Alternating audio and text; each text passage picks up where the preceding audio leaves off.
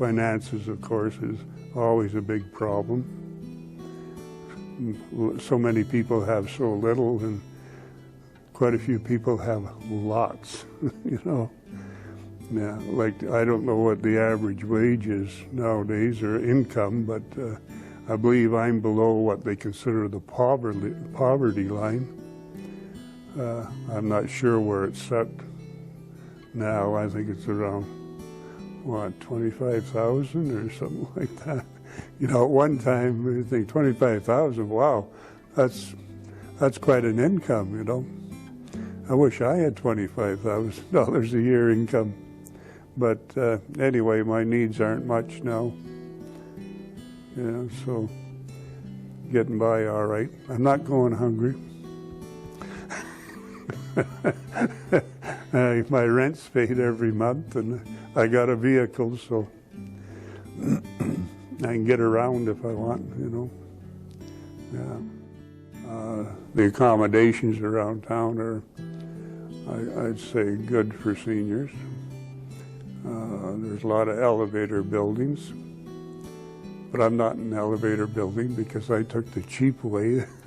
No elevator, no balcony, so it cost me less for my rent. But I'm sure they're not happy. They can only raise my rent so much, so my rent would be considered cheap, I suppose, by some standards. I think as we get older, our health issues are a main concern, you know. Getting to see specialists and things like that.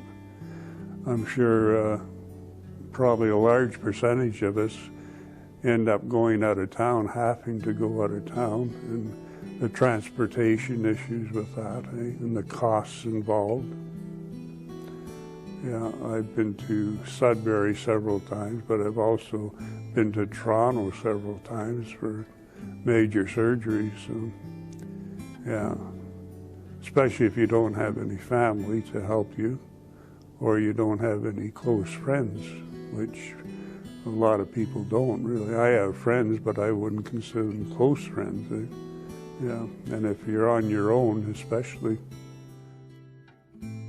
Well, I believe they're going to have to save some money instead of spending it all while they earn it, eh?